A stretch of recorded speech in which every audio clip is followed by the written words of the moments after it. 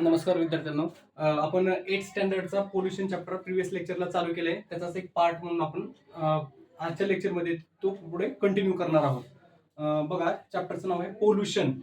आपण पाठीमागच्या लेक्चरमध्ये पोल्युशन म्हणजे काय, त्याच्या व्याख्या, टॉपिक टू बी लर्न मध्ये आपण काय काय शिकणार आहोत ते पण आपण त्या लेक्चरमध्ये पूर्ण व्यवस्थितपणे लिहून दिलेलं आहे. आणि आज परत एकदा ओव्हरव्ह्यू करतो आणि पुढचा पार्ट कंटिन्यू करूया. बघा, पोल्युशनच आपण प्रदूषण म्हणतो. आता पोल्युशन म्हणजे काय, काल सांगितलं कॉन्टॅमिनेशन ऑफ नॅचरल एअर, म्हणजे जे नैसर्गिक वातावरण आहे त्याला कॉन्टॅमिनेट होणे म्हणजे काय, वेगवेगळ्या प्रकारचे गॅसेस, वेगवेगळ्या प्रकारचं घन कचरा असतील, सॉलिड लिक्विड गॅसेस हे आपल्या हवेमध्ये मिक्स होतात आणि त्याचं कॉन्टॅमिनेशन काय होतं, आपलं नॅचरल एन्व्हायरमेंट डिस्टर्ब होतं आणि त्यालाच आपण काय म्हणतो, थोडक्यात पोल्युशन म्हणतो. म्हणजे ती व्याख्या बघा त्याची, pollution contamination of natural environment, simple known as pollution. मग कोण कॉन्टॅमिनेट करतं, त्याला पोल्युटंट करतात. पोल्युटंट म्हणजे जे फॅक्टर अफेक्ट करतात त्या एअरला, त्यालाच आपण पोल्युटंट म्हणतो. Factor affecting to the natural function of ecosystem cause harmful effect on biotic and abiotic factor. Factor affecting to the natural function of ecosystem cause harmful effect on biotic and abiotic factor, त्याला आपण काय म्हणतो, pollutant असं म्हणतो. प्रदूषके, थोडक्यात प्रदूषण आणि प्रदूषके म्हणजे कोण. आता बायोटिक आणि अबायोटिक सांगितलं का तुम्हाला, काय लिव्हिंग आणि नॉन लिव्हिंग. जे लिव्हिंगला पण आणि नॉन लिव्हिंगला पण काय करतात, हार्मफुल इफेक्ट करतात, त्याला आपण काय म्हणतो, पोल्युटंट. त्याची व्याख्या ही झाली, वरची पोल्युशन, खालचं पोल्युटंट. आता मग त्याच्या पुढचा पार्ट आहे एअर पोल्युशन. पोल्युशन आणि एअर पोल्युशन सिंपल डिफरन्स आहे त्याच्यात. आता एअर पोल्युशन म्हणजे काय बघा, व्याख्या contamination of air by harmful substances like poison gases, smoke and microbes. Contamination of air by harmful substances like microbes, poisonous gases आणि smoke, त्याला आपण काय म्हणतो, एअर पोल्युशन. जे एअर नेचरने आपल्याला तयार करून दिले, त्याच्यामध्ये वेगवेगळ्या प्रकारचे पॉइझन्स, स्मोक, मायक्रोब्स मिक्स होतात आणि त्याचं कन्व्हर्शन एअर पोल्युशन मध्ये होतं. थोडक्यात सिंपल मराठीमध्ये आपल्या, ठीक आहे. मग आता तिन्ही पण तुम्हाला डेफिनेशन समजले असतील. परत एकदा बघा, रीड करतो.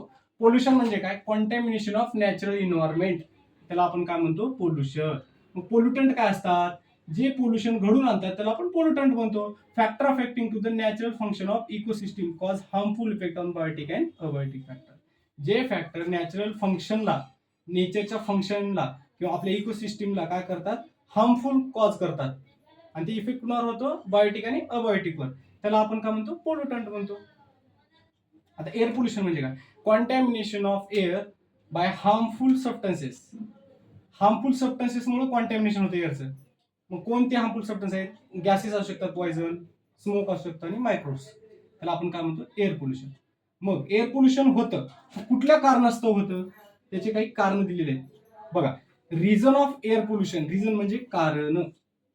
देर are two type of reason to contaminate air किंवा to create the air pollution, थोडक्यात. मग कोणते दोन, नॅचरल रिझन पण आहे आणि मॅनमेड, म्हणजे नैसर्गिकरित्या सुद्धा एअर पोल्युशन होऊ शकतं आणि मानव निर्मित सुद्धा त्याचे कारण असू शकतं. मग आपण स्टेप बाय स्टेप आधी नेचरचे घेऊ, त्याच्यानंतर मॅनमेड रिझन घेऊ. आता नॅचरल रिझन कोणते आहेत बघा. आता सांगतो, नॅचरल मध्ये एकदा ओव्हरव्ह्यू करतो तुम्हाला. ऑल्कॅनो आहे, अर्थक्वेक आहे, सायक्लोन आहे, फॉरेस्ट बर्न आहे, त्याच्यानंतर मायक्रोब्स आहेत. म्हणजे जसं की आता तुम्हाला सांगितलं, ऑल्कॅनो म्हणजे काय, ज्वालामुखी. अर्थक्वेक म्हणजे काय, भूकंप. सायक्लोन म्हणजे काय, चक्रीवादळ. आणि फॉरेस्ट फायर म्हणजे काय, वनवा. हे आणि मायक्रोब्स तुम्हाला काल सांगितलेलंच आहे. जे पोलन ग्रेन्स, झाडावरचे जे पोलन ग्रेन्स असतात, बॅक्टेरिया, फंगी असतात, त्याला आपण मायक्रोब्स म्हणतो, सूक्ष्मजीव थोडक्यात. मग हे काही नॅचरल रिझन्स आहेत. आता स्टेप बाय स्टेप आपण एक एक एक एक ओव्हरव्ह्यू करू. ओल्कॅनो म्हणजे काय, जेव्हा भूकंप होतो किंवा एखादं ज्वालामुखी येते, तेव्हा त्याच्यामधून जे अर्थच्या गाभ्यामध्ये किंवा अर्थच्या क्रस्ट मधून जे बाहेर पडतं, त्याच्यामधून वेगवेगळ्या प्रकारचे सॉलिड, लिक्विड, गॅसेस कॉम्पोनंट काय करतात, बाहेर येत असतात. त्याच्यामुळे काय होतं, आपलं एअर पोल्युशन होऊ शकतं. मग कुठले सॉलिड, लिक्विड, गॅसेस कॉम्पोनंट असतात, जसं की कार्बन डायऑक्साईड आहे, हायड्रोजन सल्फाइड आहे, अमोनियम क्लोराईड आहे. हे वेगवेगळ्या प्रकारचे काय होतात, सॉलिड, लिक्विड गॅसेस हवेमध्ये मिक्स होतात आणि त्याचं कन्व्हर्शन एअर पोल्युशन होतं. त्याला आपण ओल्कॅनो म्हणतो. ओल्कॅनोलाच मराठीत आपण काय म्हणतो, ज्वालामुखी.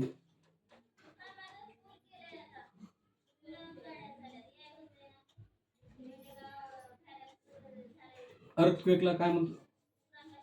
ज्वालामुखी.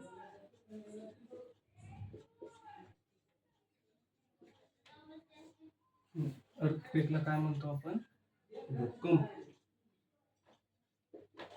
आता भूकंप झाल्यावर काय होतं? एअर पोल्युशन होतं का? जमीनच हादरते. पण जेव्हा जमीन हादरते, पण काही ठिकाणी जमीनला पण क्रॅक जातात, फाटते जमीन, त्या ठिकाणी सुद्धा आपलं काय होतं? Air pollution. त्याच्यामधून पण पॉइझन गॅसेस आणि वॉटर वेपर सगळ्यात जास्त आपण तिथून काय होतात?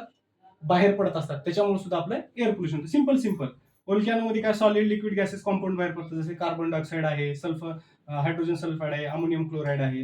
आणि भूकंपमधून पण पॉइझन गॅसेस आणि वॉटर वेपर सगळ्यात जास्त बाहेर पडतात. असे 2 रिझन झाले नॅचरलचे. आता त्याच्या पुढचे बघूया.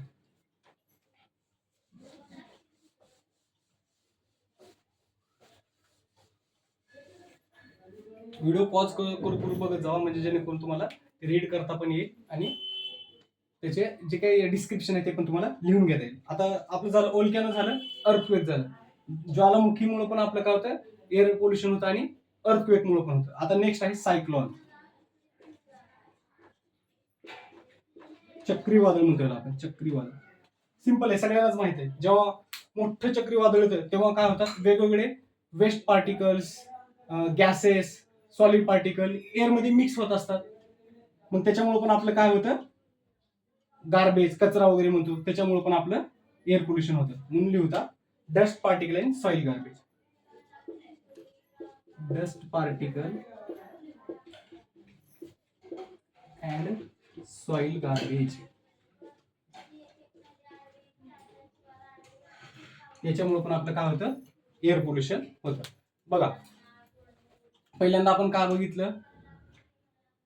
ओल्कॅनो, त्याच्यानंतर अर्थक्वेक, आता सायक्लॉन. आता नेक्स्ट आहे फॉरेस्ट फायर. वनवा म्हणतात त्याला आपण थोडक्यात.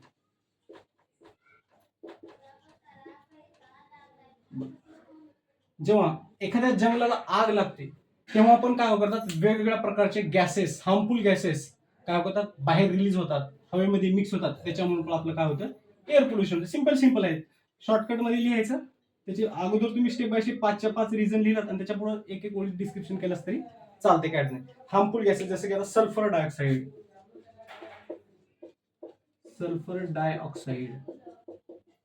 Carbon dioxide. सिंपल, कुठं पण कार्बन डायऑक्साईड बाहेर पडतो, त्याच्यामुळे कार्बन डायऑक्साईड लिहायचं जर काही आठवत नसेल तर. Hydrogen sulphide.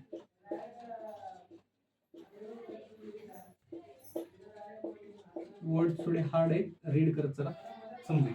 ठीक आहे. आता लास्ट आपला राहिला मायक्रोब्स.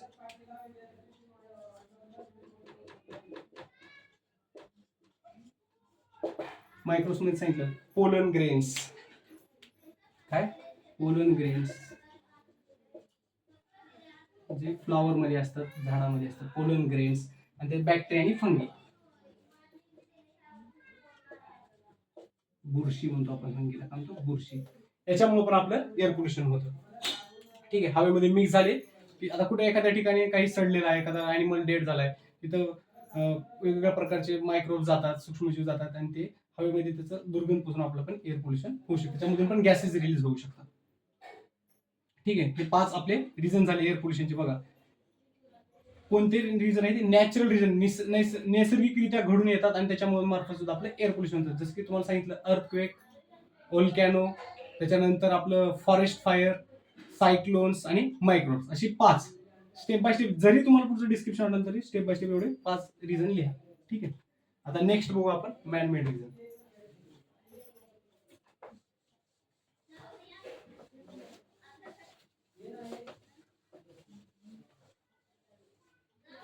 आता मॅनमेड मध्ये काय काय येतं बघा.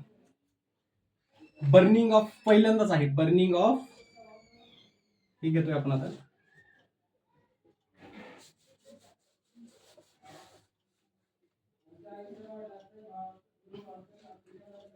बर्निंग ऑफ फ्युएल, इंधन. बर्निंग ऑफ फ्युएल आणि काय येतं? Waste and waste. बघा, एक रिझन झालं. दुसरं काय असू शकतं अजून? मॅनमेड मध्ये अणुबॉम्ब, जे अणुबॉम्ब ॲटॉमिक पॉवर प्लांट, अणुबॉम्ब ज्या ठिकाणी म्हणतात त्याला ॲटॉमिक पॉवर प्लांट म्हणतो. Atomic power plant, atomic power plant हे दुसरं रिझन झालं. आणि तिसरं रिझन आहे बघा, तिसरं रिझन आहे इंडस्ट्रियलायझेशन. काल आपण बघितलं बघा, इंडस्ट्रियलायझेशन,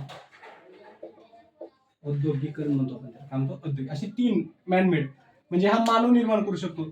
हे या रिझन मुळे सुद्धा आपलं एअर पोल्युशन, जसं burning of fuel waste, atomic power plant आणि इंडस्ट्रियलायझेशन. आता फ्युएल मध्ये बघा, फ्युएल मध्ये काही ते सांगतो, सिंपल बघा. फ्युएल इंधन, जसे की आपले केरोसिन आहे, रॉकेल म्हणतो, सध्या बंद आहे. Kerosene, petrol, diesel,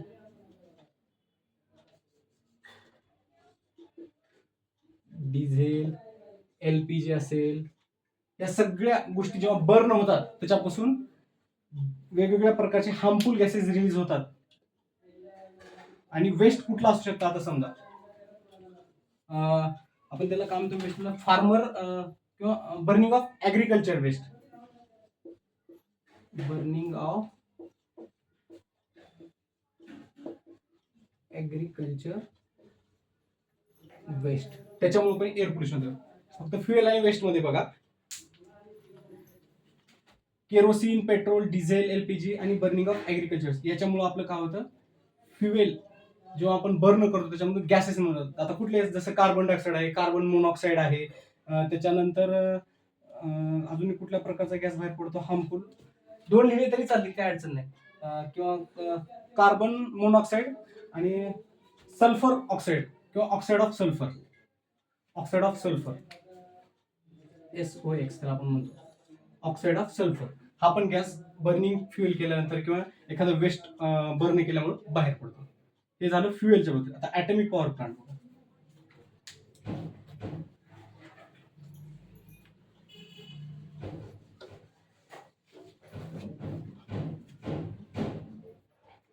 atomic power plant मध्ये काय काय बाहेर पडतं, ह्याच्यामधून पण जेव्हा, आता बघा, ॲटम बॉम्ब, अणुबॉम्ब म्हणतो आपण, जेव्हा एखाद्या अमेरिकेनं जपानवर टाकला होता ॲटॉमिक बॉम्ब, त्याच्यामध्ये काय होतं, जे रेडिओ ऍक्टिव्ह एलिमेंट जेव्हा त्याला आपण बनवतो, जेव्हा त्याला आपण बनवण्याचा प्रयत्न करतो, वेगवेगळे रेडिओ ऍक्टिव्ह एलिमेंट्स आपण काय करतो, एकत्र करून त्याला आपण बनवत असतो. मग ते काय होतं, जेव्हा एकत्रितकरण करतो तेव्हा त्याच्यापासून हार्मफुल रेडिओ ऍक्टिव्ह रेडिएशन बाहेर पडतात, ज्याच्यामुळे काय होतं, आपलं एअर पोल्युशन होतं. म्हणून हे पण एक ॲटॉमिक पॉवर प्लांट एक मेन रिझन आहे, सगळ्यात हार्मफुल रिझन आपल्या एअर पोल्युशनसाठी. आता बघा, harmful radiation releases,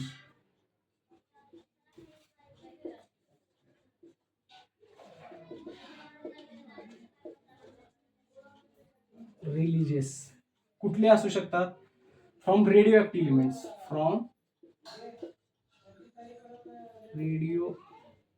active elements, uranium आणि थोरेनियम.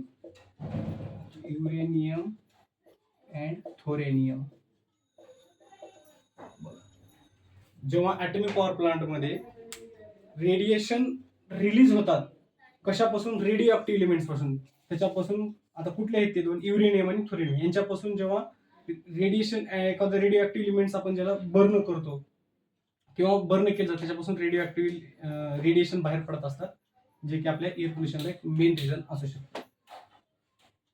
आता नेक्स्ट आपलं आणि इंडस्ट्रियलायझेशन. तुम्हाला तर सगळ्यांना माहिती आहे इंडस्ट्रियलायझेशन म्हणजे काय. बघा, याच्यामधून सुद्धा कार्बन डायऑक्साईड बाहेर पडतो, त्याच्यानंतर स्मोक बाहेर पडतो, त्याच्यानंतर आपलं सल्फर कंपाऊंड बाहेर पडतात. असे म्हणजे निसर्गाच्या कुठल्याही गोष्टीचा वापर करून एखादी इंडस्ट्री स्वतःचं एक प्रोडक्ट तयार करत असते आणि त्याच्या मार्फत त्याच्या स्मोकमधून कार्बन डायऑक्साईड, सल्फर कंपाऊंड असे वेगवेगळे कंपाऊंड आपले रिलीज होत असतात, जे की आपले एअर पोल्युशनला हार्मफुल करतात किंवा एअर पोल्युशन क्रिएट करतात. बघा, पोल्युशन झालं, पोल्युटंट झालं, एअर पोल्युशन झालं, आणि एअर पोल्युशनचे रिझन झाले 2, एक नॅचरल रिझन आणि मॅन मेड रिझन. हे सगळं आपण कालच्या आणि आजच्या लेक्चरमध्ये कम्प्लीट केलेलं आहे.